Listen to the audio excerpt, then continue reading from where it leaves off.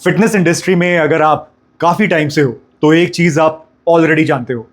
Supplement का label print करना बहुत ईजी है, लेकिन पैक के अंदर एक्चुअली क्या है उसको साइंटिफिकली वेरीफाई करना वो एक्सपेंसिव भी है और काफ़ी ज़्यादा डिफिकल्ट भी।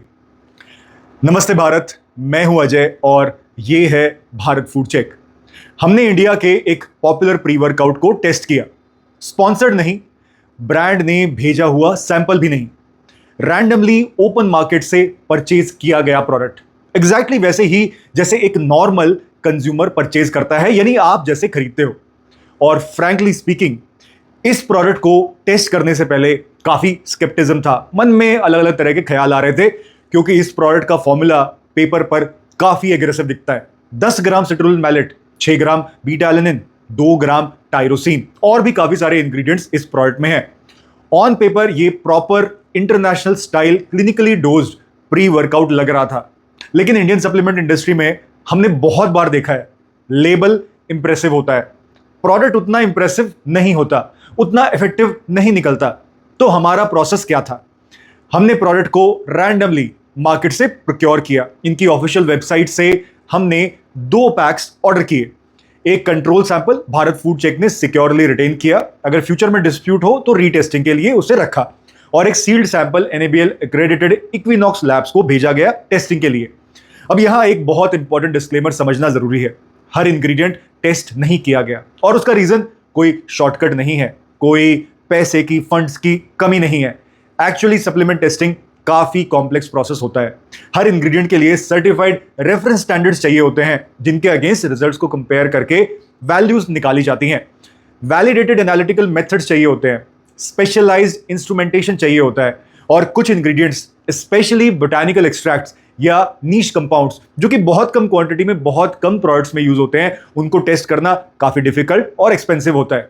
इनफैक्ट सिर्फ एक प्रोडक्ट की टेस्टिंग में अप्रोक्सीमेटली 30,000 की कॉस्ट आई है, और आप आयरनी देखिए, प्रोडक्ट की एक्चुअल रिटेल प्राइस सिर्फ 2,173 रुपए है।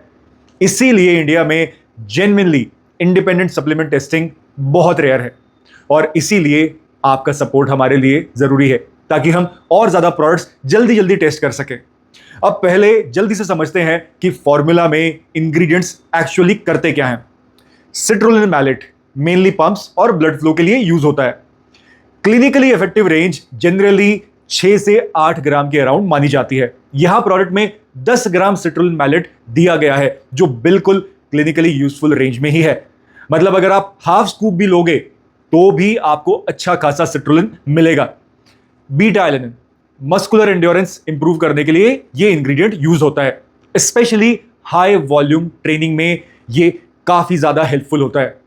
इसका जो क्लिनिकली स्टडीड डोज है वो यूजुअली अराउंड 3.2 से 6.4 ग्राम होता है, और यहां 6 ग्राम दिया गया है। टायरोसिन फोकस और कॉग्निटिव परफॉर्मेंस सपोर्ट के लिए यूज होता है, स्पेशली हार्ड ट्रेनिंग सेशंस या फटीग कंडीशंस में।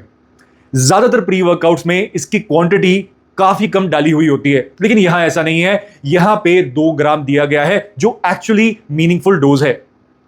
टॉरिन हाइड्रेशन और मसल फंक्शन सपोर्ट करता है। थियानिन कैफीन के साथ पेयर किया जाता है ताकि स्मूदर एनर्जी मिले और जिटर्स कम हो, कैफीन क्रैश कम हो। कैफीन ऑब्वियसली स्टिमुलेशन और वर्कआउट परफॉर्मेंस के लिए यूज होता है, और इसीलिए फॉर्मूला पेपर पर काफी इंप्रेसिव लग रहा था। अब आते हैं एक्चुअल लैब रिजल्ट्स पर, और ऑनेस्टली प्रोडक्ट ने सरप्राइजिंगली अच्छा परफॉर्म किया है। जो इंग्रेडिएंट्स हमने टेस्ट किए उनमें से मेजॉरिटी लेबल क्लेम्स के काफी क्लोज थे। सिट्रुलिन मैलेट ऑलमोस्ट एक्यूरेट था, बीटा एलेनिन भी काफी क्लोज था, टायरोसिन ऑलमोस्ट स्पॉट ऑन था, कैफीन प्रैक्टिकली एग्जैक्ट मैच था जो लेबल पे लिखा है, और कॉलिन और पाइपरीन जैसे इंग्रेडिएंट्स भी एक्यूरेटली प्रेजेंट थे।